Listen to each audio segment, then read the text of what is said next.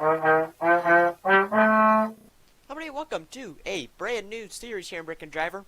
Well, when I say new, it's basically just I don't know what the word is, but it's sort of a part of two different series coming into one series. This is the Retro Exotics. And today we're going to be looking at some mid-80s sports cars. I know I've done some 80s sports cars before, but those were late 80s, early 90s. These are all model year 1985. So I feel like this one's going to be a little bit more realistic. And we're also going to be doing a new test today. Instead of parking, we're going to be doing the Moose test to test both the handling and the safety of these cars. And I would like to thank Works4 for building the Moose test for me to try out and inevitably crash in. So what we have here, we have the Takeda Pucci R, the Neptune Akado, and then the Akishi Krosoda. I think that's how you say it. I don't know where I got my accent from there, but anyway. Of course, we're going to be starting out with styling, and styling is a key part of sports cars because they're, well, sports cars. Interior speed, handling. So, basically, what we're going to be doing for handling today is we're not going to make a whole new safety category. It's just going to be extra points, like sort of like we did with the practicality challenge with the vans last time. So we have Akishi, Neptune, and Takeda.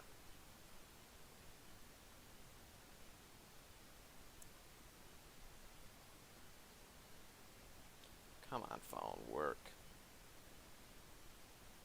So our main things today, of course, are going to be looks, handling, interior, top speed, and then braking. That's all we got today. Total N A T. Okay, so for looks, well, I'm not really sure that I love the Akishi that much. And I like the black line going across. I'm not really sure about the back end. And the front end, again, not super sure about it. The Neptune I like. I actually really like the looks of this car, especially the back end of this. Back end on this car looks amazing. So yeah, that's my favorite right now. And then the Takeda, I think, is going to get second because it has like this really cute front end in my opinion. And I like this front bumper grille setup here, as well as the gray going around the back, and then just sort of the back end in general. Although this part right here is a little bit basic, but other than that, looks good. So the Neptune is going to receive first place, getting 15 points. The Akishi last, getting 5 points. And then the Takeda getting 10. So for the interior, these are 80s cars, so we don't really expect much in them anyway. But I also am going to incorporate a little bit of practicality in here because, I mean, these aren't like full-on supercars, so you might still have to use these in your everyday life. So the Akishi is right-hand drive, and they put a little bit of work into here. You got your trim, and you have really nice seat backs, which is something you don't see a lot, and I would like it if more car brands started doing seat backs sort of like this. The Neptune has a working steering wheel without gaps in it, which I like, speedometers, a gear shifter, and they have some seat, they cover up the bottom here, and they have trim. So not bad here either. The Takeda doesn't have a working steering wheel. It has a little bit of cover-up trim, and not really a whole lot of seatbacks, and there's even a little bit of clipping in there. So the Takeda is going to get last in this category.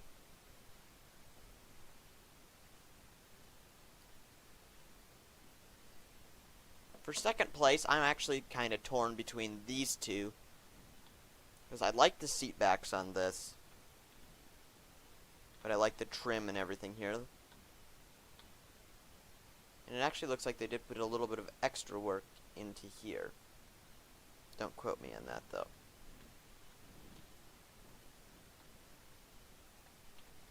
But in the end,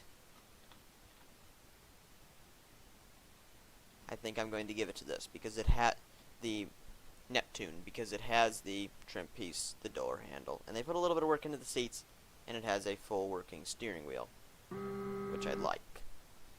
And that does too, but I don't think it has... Oh, this has it. Okay. I'm still giving it to that, though, because that has a gear shift where this does not. So, Akishi gets 10 points, and then the Neptune, up ahead by total of 10 points, gets 15 within this challenge. So now we're going to do our top speed run. Give me a chance to drive some of these cars. And I don't really know what to expect here, because I haven't driven these cars a whole lot. This thing feels powerful off the line, and pretty precise handling going in, but a little oversteer coming out, but not bad.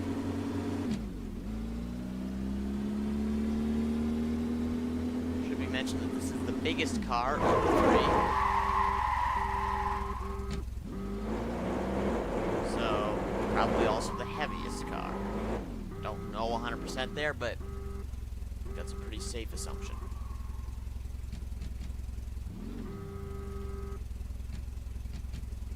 Okay. 3, 2, 1, go.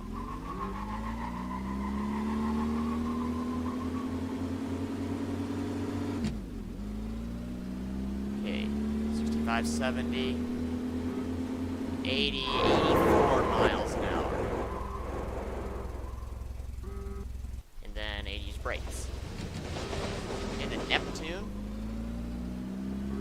our winner so far, working turning signals, which I don't think one of the other cars can't. I drove one of the other cars before this, and it didn't have working signals. I'm pretty sure it's a Takeda. Didn't have it, but I was originally going to use a different Akishi, so that might have been it. I don't know, but this does have it, which is nice. Ooh, and pop-up headlights. I like that.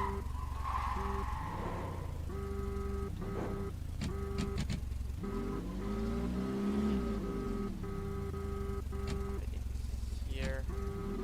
I can use ability to drive. Alright. 3, 2, 1, go. 84 miles per hour is the speed to beat. 40, 50, 60. I'm going to try and shift 65.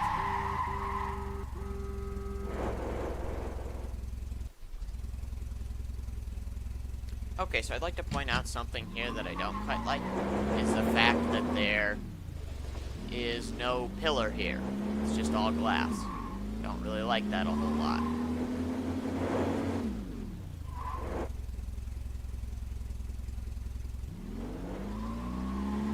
But it feels sharp and quick off the line, though. It's extremely sharp handling.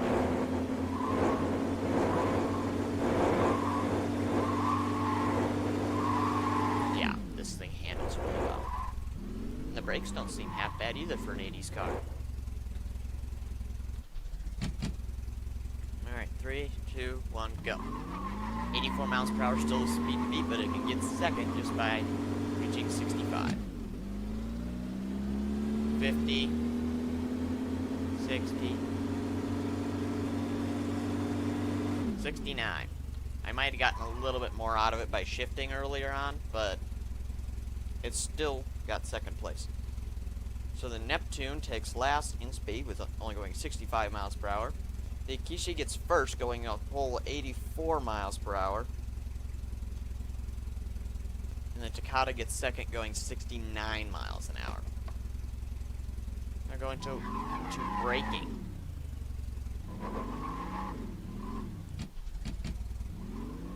And if you're wondering where the moose test is, the moose test goes right there on that road, so I haven't spawned it. In case you're wondering. So since these are exotic cars, we're going to do a similar rule to what we did there and increase the speed we must go. To 50 miles per hour. Same braking point. Okay. 50. Like I said before, amazing brakes. I'm just going to teleport it over because I'm really lazy today. Okay. Away. A little bit of wheel spin. 50. 50. Okay. So yeah, it's over a car length. Worse in braking.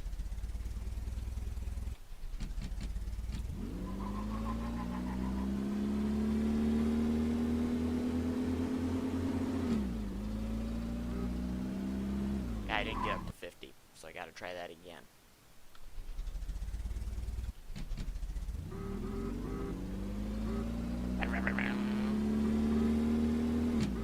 Shifting.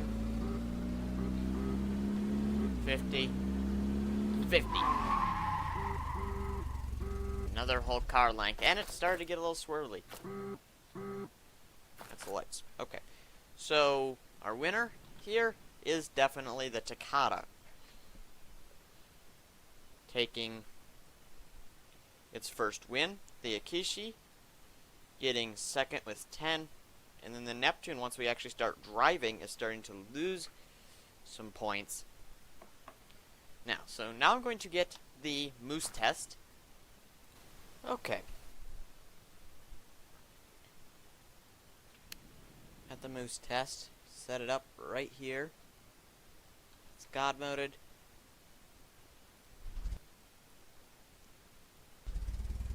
Okay, 30 miles an hour.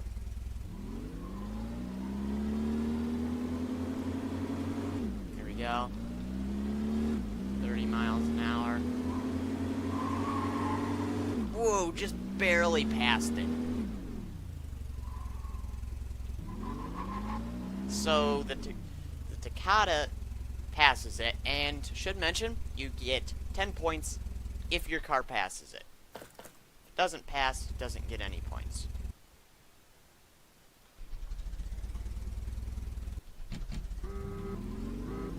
Head straight for these cones. 30, 30. Yeah, that did not pass.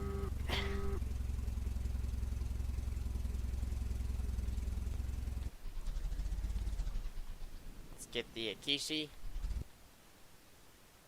This is the test of precision handling. Pretty much, okay, reset this because we had a little accident. And I should mention also that this test is a European test, I believe.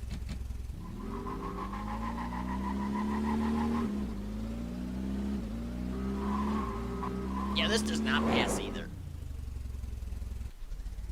And these are 80s cars, so you can't really expect them to do great at this sort of thing.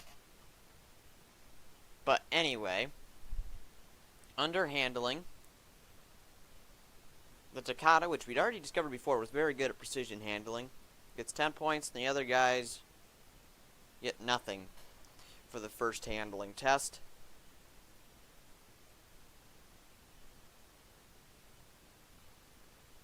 Now we're going to go to the main hand. Okay, so my phone went into Be Stupid mode, aka I hit the wrong button. I hit the button that sent it to a different stopwatch instead of the car time. So yeah, 3, 2, 1, go. So I'll give you a few notes of what I discovered on the first lap. This thing, as we've seen already, has great precision handling from just driving it around in the Moose test. And the Moose test is something that I intend to continue to use for pretty much all of our cars, because safety and good precision handling need to come with every car.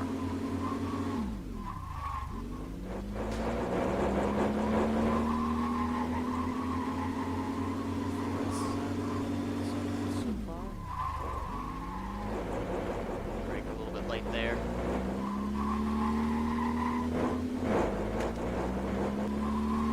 Yep, changing gear. And up in 52.6. That's good for modern cars. So Takeda nailed that one for handling. Should mention that. Alright. 3, 2, 1, Akishi time. This is the fastest in a straight line, but I did notice it likes to, yeah, oversteer. Okay, let's go. And it is right-hand drive, too, which is a little bit weird.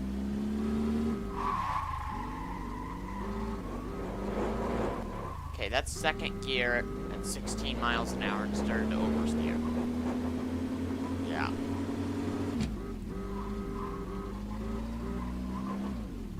Let's see how the brakes are. They're not the worst brakes here, but they certainly aren't the best. Okay, yeah, let's change down. There's a piece of car in the road. I have to reset the Takeda once I get up there.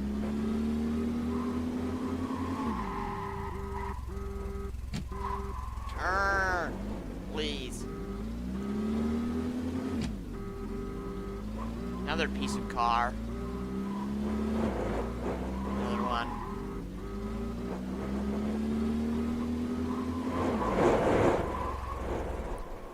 Safe though. 1 minute 13.1. So, still have to beat 52. With the Neptune, which is going to be really hard because that Takeda is really good at handling. 3, 2, 1, go. In gear. I was going to say this didn't handle bad, and then it started to do Akishi style stuff. Okay. Now we go up.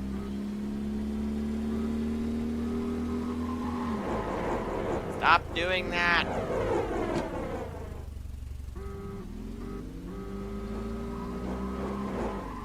Okay, stop. Go.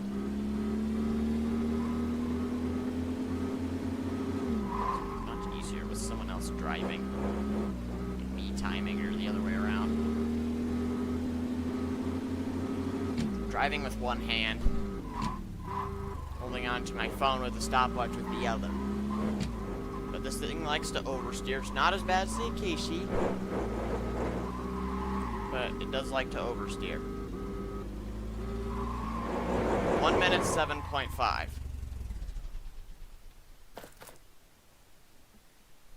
So, overall, the Takeda won both, giving it a total of 25 points in the handling section. The Akishi did not complete the moose test successfully and got last going up the course, so it only gets 5 points. And the Neptune did not pass the moose test and got second place. Coming up here means it gets 15 total. So, for the Neptune total amount of points, 15, 30, 35, 40, 55. The Akishi, 5, 15, 30, 45. Takeda, 10, 15, 25, 40, 65. So, 45, 55, 65. Akishi, Neptune, Takeda means our Takeda is the winner. Mostly because it was the best handling car here by a long shot. But also because it's a pretty good car overall. So, that's going to be it for this episode of Brick and Driver Retro Exotics. I hope you enjoyed. If you have any suggestions, comments, or anything about this show, put them down in the comments section below. or put them on the Brick and Driver official group on Steam. Yeah, thank you very much for watching. See you next time.